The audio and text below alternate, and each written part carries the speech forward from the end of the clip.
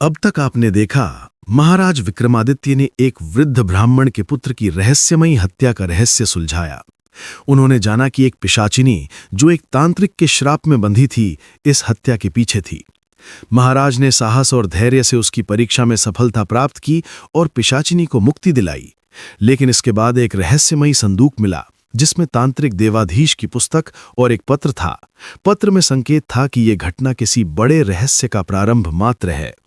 एक स्वप्न में सन्यासी ने महाराज को उत्तर दिशा के प्राचीन मंदिर में जाने का संकेत दिया। अब आगे की कथा।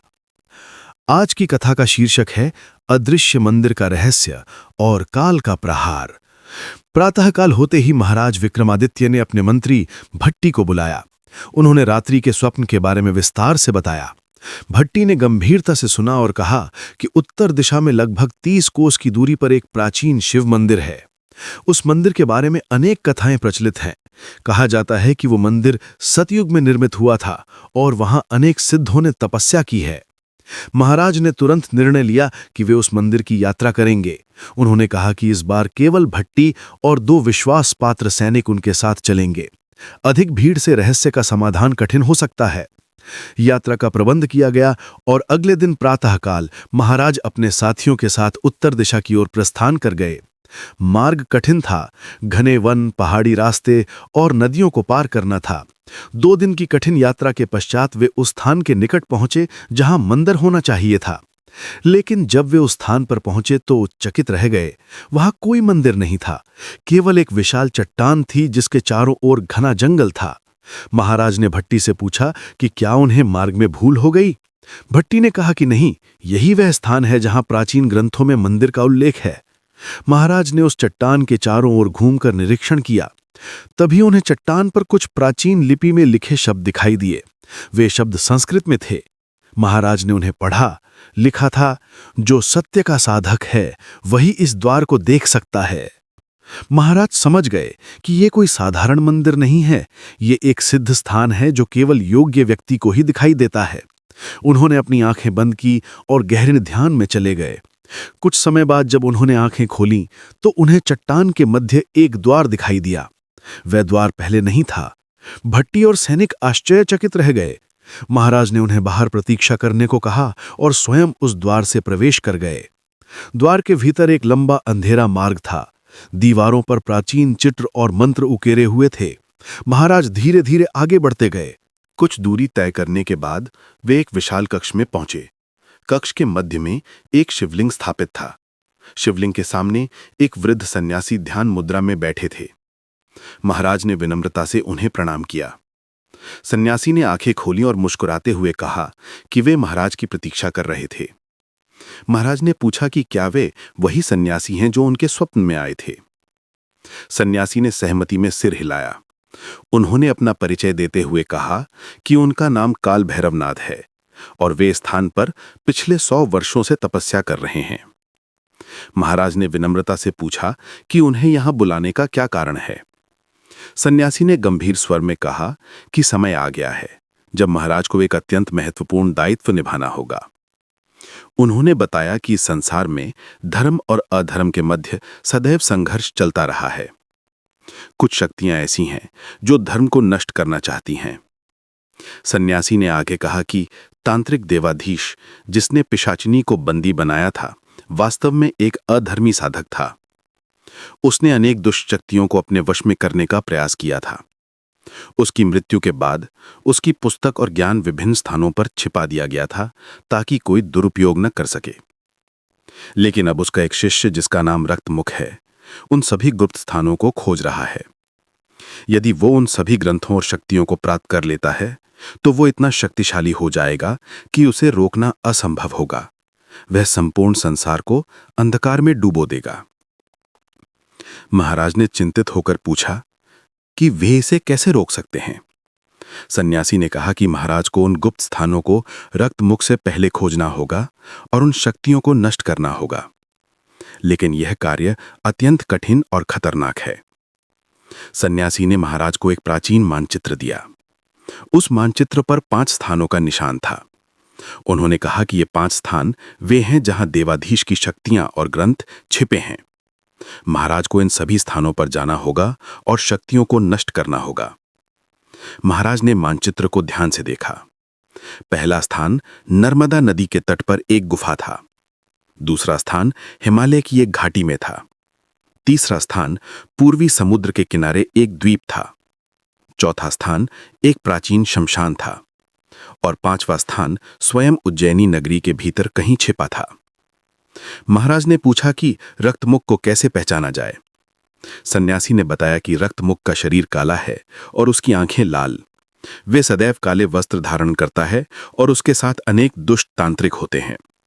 वह अत्यंत चतुर और निर्दयी है। सन्यासी ने महाराज को एक विशेष मंत्र भी सिखाया। उन्होंने कहा कि यह मंत्र महाराज की रक्षा करेगा और उन्हें दुष्ट शक्तियों से लड़ने की शक्ति देगा। लेकिन उन्होंने ये भी चेतावनी दी कि महाराज को अत्यंत सावधान रहना होगा। एक छोटी सी भूल भी घातक हो सकती है। महाराज ने सन्यासी को प्रणाम किया और मंदिर से बाहर निकल आए। भट्टी और सैनिक बाहर प्रतीक्षा कर रहे थे। महाराज ने उन्हें संक्षेप में स्थिति बताई। भट्टी चिंतित हो गए। उन्होंने कहा कि यह कार्य अत्यंत खतरनाक है और महाराज को अधिक सैनिकों के साथ जाना चाहिए। लेकिन महाराज ने कहा कि यह कोई साधारण युद्ध नहीं है। यह धर्म और अधर्म का संघर्ष है। इसमें सैनिकों की संख्या नहीं बल्कि साहस और विश्वास की आवश्यकता है। उन्होंने निर्णय लिया कि वे पहले नर्मदा नदी के तट पर स्थित गुफा में जाएंगे। वापस उज्जैनी लौटकर महाराज ने यात्रा की तैयारी की। उन्होंने राज्य का भार अपने विश्वासपात्र मंत्रियों पर छोड़ा और भट्टी के साथ नर्मदा की ओर प्रस्थान किए। यात्रा में लगभग 1 सप्ताह लगा। नर्मदा के तट पर पहुंचकर महाराज ने मानचित्र के अनुसार उस गुफा को खोजना प्रारंभ किया। गुफा एक निर्जन क्षेत्र में थी। चारों ओर घना जंगल और चट्टानें थीं। कई घंटों की खोज के बाद उन्हें वह गुफा मिल गई। गुफा का प्रवेश द्वार संकरा था। महाराज और भट्टी ने मशालें जलाईं और अंदर प्रवेश किया। गुफा के भीतर अंधकार और नमी थी। दीवारों पर विचित्र चित्र बने हुए थे जो किसी तांत्रिक साधना से संबंधित प्रतीत होते थे। वे धीरे धीरे आगे बढ़ते गए। कुछ दूरी के बाद उन्हें एक विशाल कक्ष दिखाई दिया। कक्ष के मध्य में एक काला पत्थर का वेदी था। वेदी पर एक प्राचीन खोपड़ी रखी थी। खोपड़ी के चारों ओर लाल रंग के मंत्र लिखे हुए थे। महाराज समझ गए कि यह वही वस्तु है जिसे उन्हें नष्ट करना है। उन्होंने सन्यासी द्वारा सिखाए गए मंत्र का उच्चारण करना प्रारंभ किया। जैसे ही मंत्र का उच्चारण हुआ, वातावरण में एक विचित्र परिवर्तन आया। गुफा कांपने लगी और एक भयानक आवाज गूंजी। तभी खोपड़ी से एक काला धुआं निकला और एक भयानक आकृति प्रकट हुई। वह आकृति किसी दानव जैसी थी। उसने गरजते हुए कहा कि कोई भी इस स्थान को नष्ट नहीं कर सकता। महाराज ने निडरता से अपनी तलवार निकाली और मंत्र का उच्चारण जारी रखा। एक भीषण संघर्ष हुआ। वह दानवी शक्ति महाराज पर आक्रमण करने लगी, लेकिन महाराज का मंत्र और विश्वास इतना प्रबल था कि वह शक्ति उन्हें हानि नहीं पहुंचा सकी। अंततः महाराज ने अपनी तलवार से उस खोपड़ी को नष्ट कर दिया। खोपड़ी के टूटते ही वह दानवी शक्ति चीखती हुई गायब हो गई। महाराज और भट्टी ने राहत की सांस ली। पहला कार्य सफल हो गया था, लेकिन अभी 4 स्थान और शेष थे। वे गुफा से बाहर निकले और वापस उज्जैनी की ओर प्रस्थान करने लगे, लेकिन मार्ग में उन्हें एक आश्चर्यजनक दृश्य दिखाई दिया। एक गांव में आग लगी हुई थी और लोग चीख रहे थे। महाराज तुरंत वहां पहुंचे। गांव के लोगों ने बताया कि कुछ काले वस्त्रधारी तांत्रिकों ने आकर गांव पर आक्रमण किया है। उन्होंने गांव के कुछ युवकों का अपहरण कर लिया है। महाराज समझ गए कि ये रक्तमुख और उसके साथियों का कार्य है। महाराज ने तुरंत उन तांत्रिकों का पीछा करने का निर्णय लिया। गांव के कुछ लोगों ने बताया कि वे तांत्रिक पूर्व दिशा में गए हैं। महाराज और भट्टी ने तीव्र गति से उनका पीछा किया। कुछ घंटों बाद उन्होंने उन तांत्रिकों को एक निर्जन स्थान पर देखा। वे एक यज्ञ कुंड के चारों ओर बैठे थे और कोई अनुष्ठान कर रहे थे। अपहरित युवकों को बंदी बनाकर रखा गया था। महाराज ने चुपचाप उनके निकट पहुंचकर स्थिति का निरीक्षण किया। तभी एक तांत्रिक, जिसकी आंखें लाल थी और शरीर काला था, खड़ा हुआ। महाराज समझ गए कि ये रक्तमुख है।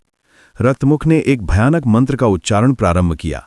महाराज जानते थे कि यदि अनुष्ठान पूरा हो गया तो वे युवक मारे जाएंगे। महाराज ने तुरंत आक्रमण कर दिया।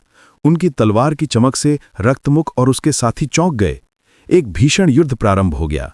महाराज अकेले थे, लेकिन उनका पराक्रम अद्भुत था।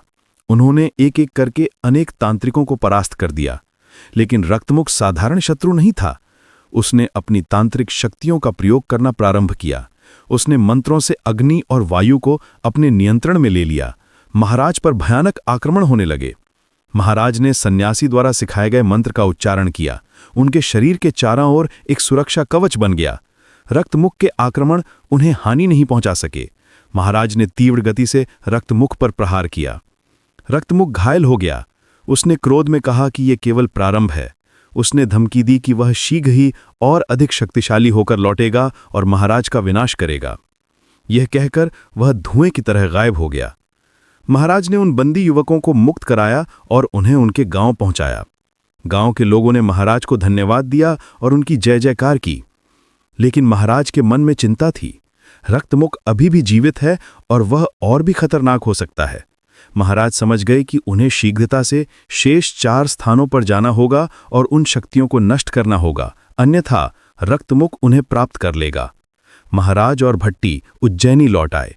महाराज ने तुरंत दूसरे स्थान हिमालय की घाटी की यात्रा की तैयारी प्रारंभ की, लेकिन उन्हें ज्ञात था कि यह यात्रा और भी कठिन होगी।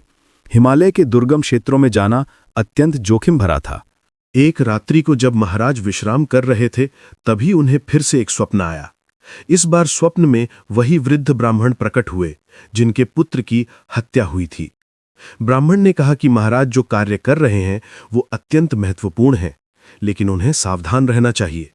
रक्तमुख ने पहले ही एक शक्ति प्राप्त कर ली है। महाराज जाग गए। उनके मन में अनेक प्रश्न उत्पन्न हुए। क्या रक्तमुख सच में एक शक्ति प्राप्त कर चुका है? यदि हां, तो कौन सी? क्या वो पहले से ही दूसरे स्थान पर पहुंच चुका है? और सबसे महत्वपूर्ण, क्या महाराज उसे रोकने में सफल हो पाएंगे? प्रातःकाल महाराज ने भट्टी को बुलाया और स्वप्न के बारे में बताया। भट्टी ने कहा कि यदि रक्तमुख एक शक्ति प्राप्त कर चुका है तो स्थिति और भी गंभीर हो गई है। महाराज को तुरंत हिमालय के लिए प्रस्थान करना चाहिए।